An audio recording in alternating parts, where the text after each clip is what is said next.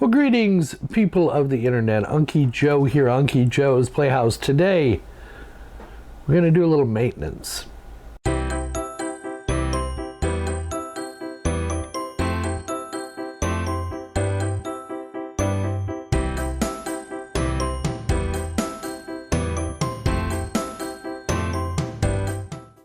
Yeah, today is all about maintenance and what it takes to maintain a lab. So for the example we're going to use today is our Windows lab. So I'm running a couple of Dell R720 and a Dell R620 server. One of these servers has a video card in it, and I'm running Windows Server 2019 on it and Hyper-V, and I have some virtual machines. Some of the lab machines that we've created together are on that very machine. I have the Dell R720, which I believe is running Windows Server 2022. It's my test server, one of the lab servers, and I believe that unit has a video card. And speaking of video cards, I have recently acquired a couple of these little gems. Well, you know, they depend on your definition of gem. It's not a very powerful card. It's an NVIDIA Quadro K620, but it has its own built-in cooling. It's a small design. I'm sure you can get a smaller or shorter bracket for it, so it'll fit in a shorter slot height-wise. But this will work fine. Hopefully, should work fine in, I think it's my Dell 620 that doesn't have a video card. And not only do I have one, but I have two of these cards that were donated to the channel. So thank you out there, the person that donated these, or the client that donated these. You know who you are. Thank you very much. So the plan is to put those into those servers as well, but we're not going to do that today. That's a bit of a teaser. What we're going to do today is maintenance on these servers. So we're going to go out and I like to bring them up and get them up and running and on their feet about once a week and run all the updates on it. So that's what this is about in the process that I'm going to go through. And then we're also going to talk a little bit about Windows 11, because I've got two Windows 11 virtual machines on those Hyper-V servers, and so how are they going to respond to the updates? Because as of the day of this video that I started making it was on the 5th of October, which was the day Windows 11 was released. So how about a little side-by-side comparison with that version, the new version, and the old version, the beta version. So again, I could ramble on about it all day. Let's get the footage rolling right now, and you can see for yourself what I found. So one of the things that people tend to forget about in a lab environment is if you're not going to have these lab servers up and running 24 hours a day, 7 days a week, then you need to do updates on them manually. Well, as manually as you can. So what I'm going to do is show you. So first of all, let me just show you on the monitor here. This is a trial version of Windows Server 2022. And so let's go see if there are any updates out here for this bleeding edge operating system. So we'll just like we do on Windows 10, go to Update and Security. And there is an update available. So I'm going to go ahead and download and install it. And then let's go over to the other server. And this one is running Windows Server 2019. So let's see if there's any updates for this server. And no updates. So now that's one of the things about an evaluation license that hasn't been released, or an evaluation software that hasn't been released to the general public. You need to make sure you're keeping it updated. Same way with Windows 11, which is what part and parcel what these videos are about today. About once a week is I turn my servers on and I do the updates on the core of the server, and then I bring up all the VMs that I have running on there and I do updates to those. So that's what this video is about today. So alright, so as you can see, we're all up to date here. So I'm going to go ahead and spin up the virtual machines here. I've got a domain controller running on here for the lab, and then I have a domain controller running on the R620. So we're going to go over there as well. And we're going to start up the virtual machine, the virtual domain controller over here. So I'll just right click and choose start. I like to have the task manager up so I can see what's going on the server. Here we go. And then once the two domain controllers come up and I can assure myself that they're speaking to one another and working properly, then we'll remote into those machines and we will run the updates on those as well, because I believe they're both going to have some updates to do. Alright, so let's see if we can log on to this domain controller and see if it's working properly.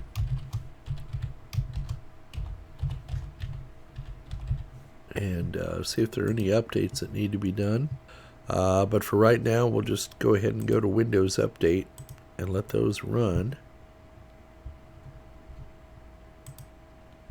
It's probably been about a week since I had these virtual machines up and running. And then let's come over to the other Dell. This is Domain Controller 2. But let's see if it pops up and says there are updates to do. Now it says there aren't any, but we'll go ahead and check just to be sure. Now I have a feeling there are going to be, there's updates. So we'll let those run. And I have a feeling there's going to be updates for Windows 11 because today is they officially released Windows 11 today. My manager from my Discord server posted it earlier today, the link, so I downloaded it, and I thought, well, what better time than to go ahead and get this installed. And this one says it's fine. So I'm going to go ahead and log out, sign out of this virtual domain controller, just let it sit there in the background and do its work. And now what I'm going to do is I'm going to come here to the Windows 11 VM2, and I'm going to go ahead and fire that up, and then we're going to go out and take a look-see. But I'll be curious to know if there's any updates that need to be done on this Windows 11 Insider. Actually, it's not on the Insider, it's on the beta. So this is an actual Windows 11 beta in a virtual machine. Let's just see if it's wanting any updates after it boots up here. There we go. Well, where's the rest of my desktop? That'll be nice if it shows me the rest of the desktop. Ah, there it goes. Just took a while. Patience, Joe. Alright. Still, you can see it's still running about 10% CPU usage, so let's go out and see if there are any updates to the... Oh, something popped up in the background. Let's go to Settings, and let's go to Windows Update. It says it checked in a minute ago. Updates failed. Alright, so I've let it calm down now, so let's see if there's actually any more updates available. It says attention needed. So we'll go out to Windows Update. It's downloading. And it's installing. And so let's check for updates again. Let that install. Now what I'd like to do though is get prepared to do a new Windows 11 install. I have downloaded the current version of Windows 11.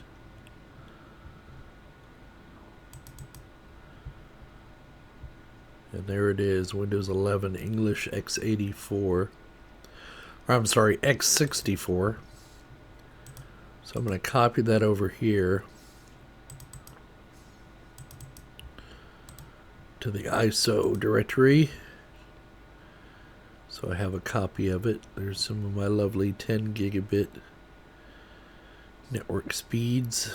Not quite 10 gig, but close enough. Not bad for spinning Rust.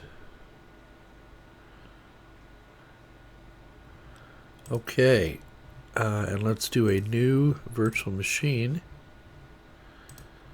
and we'll do W11P-001. We're going to click on next. It's going to be Gen 2. Next, we're going to do, got lots of RAM, so we're going to give it lots and lots of RAM.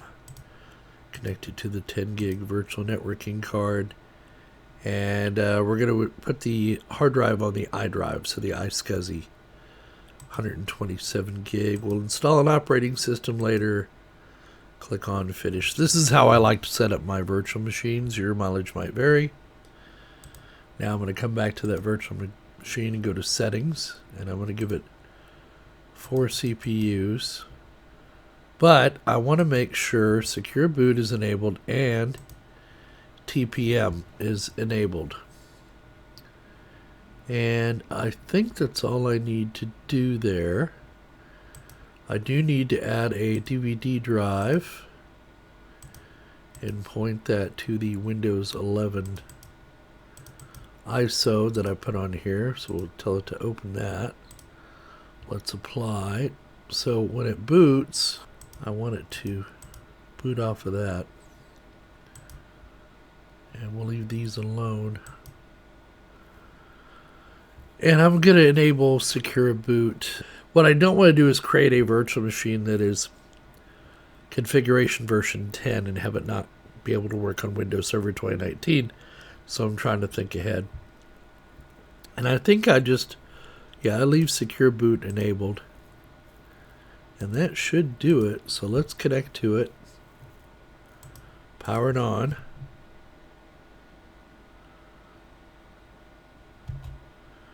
Hit the space bar. Okay, it looks like it's booting off the ISO file. Okay, so this version of Windows 11 is fine. So I'm just going to go ahead and log out of this one. Actually, I'll just disconnect from it, leave it running. We come back here and let's install the new Windows 11. Now hopefully it'll allow me to select Pro or Home or something here. I don't have a product key. Should be able to use my Windows 10 product key. So yeah, I've got Home, Home N, Home Single Language, Home Education, Home Pro, Pro N, Pro Education N, Pro for workstations, and Pro N for workstations. I'm just going to do Pro. So it looks like we'll have to test this. It looks like I'll be actually installing this over on the bench unit, or the WinRAID Beast as I call it, because I'll want to see if they fixed Drive Mender working with Windows 11. Because I think that Ryzen 5 over there would make a good candidate. All right, so I'm not going to have you sit here and watch it install. We'll come back after our first reboot. All right, so the initial load, it took probably about 10 minutes. So recall this Windows 11 P-001.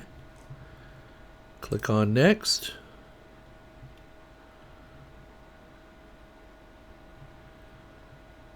I want to give you an idea what it's like running on a virtual machine. So it looks like it's rebooting again. I didn't have any trouble with TPM or with Secure Boot. I enabled them both.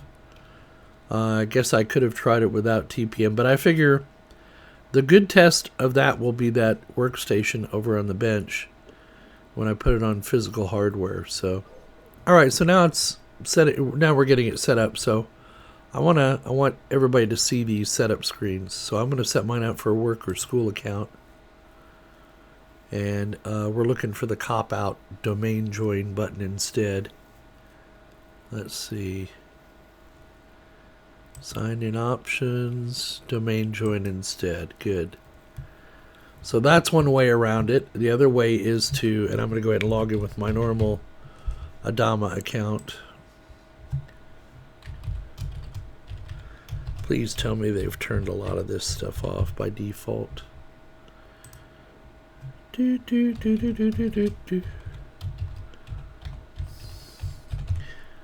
All right.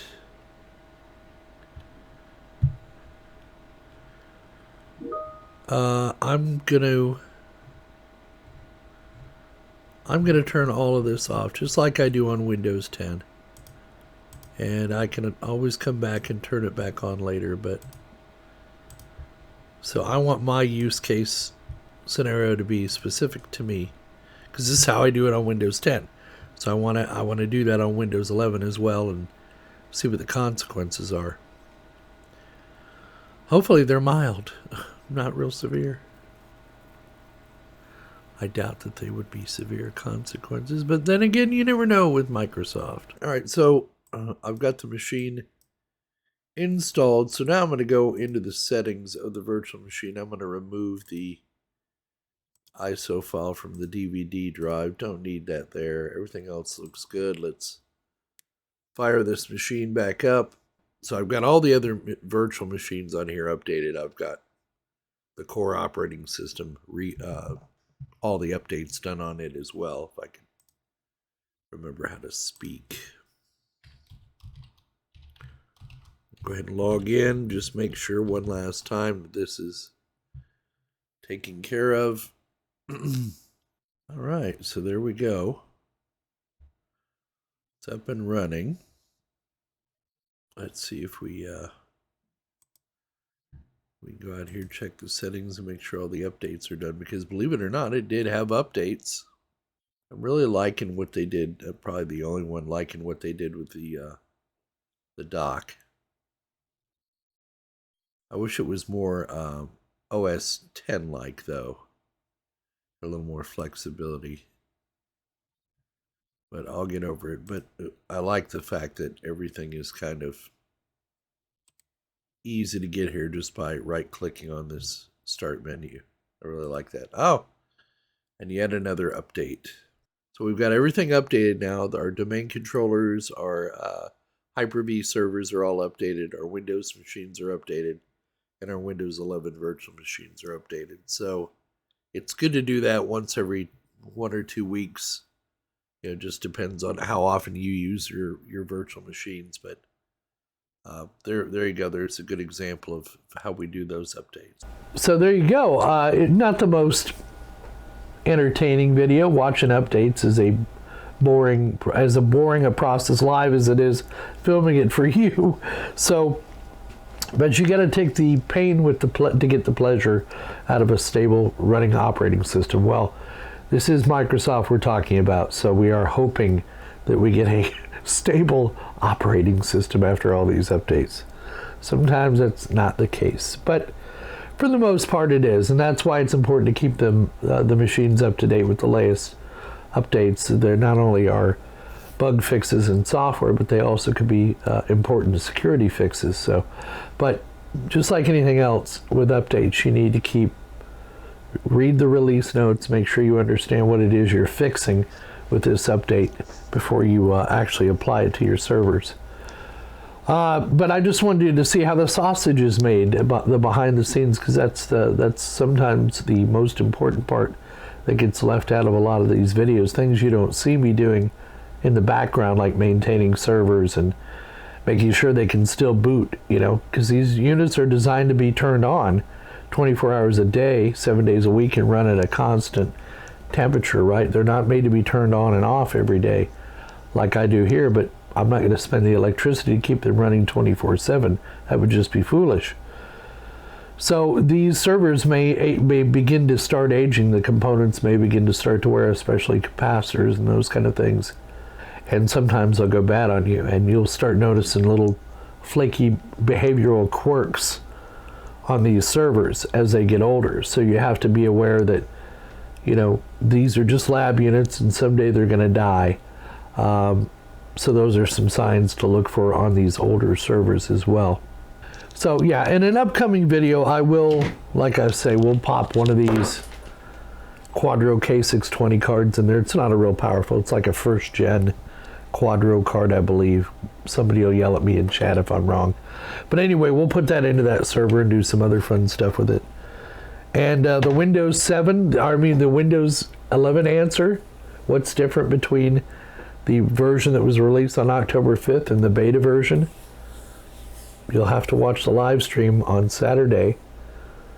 to find out at 11 a.m. Central Time. So make sure you join us at the live stream, or you'll have to wait for the live stream to be available for replay in order to watch that and find out. But yeah, I think you'll find it interesting. I know I did. Hopefully you found the video interesting and informative as always. If you did, please give us a thumbs up down below. Leave your comments down in the comments section. Subscribe if you're not already a subscriber, and click that notification bell to be notified of new videos when they come out. Thanks for coming to see us. Donate if you're so inclined. PayPal, Patreon, YouTube join function. You know the drill. Thanks for coming to see us, and don't forget, we'll see you on the other side.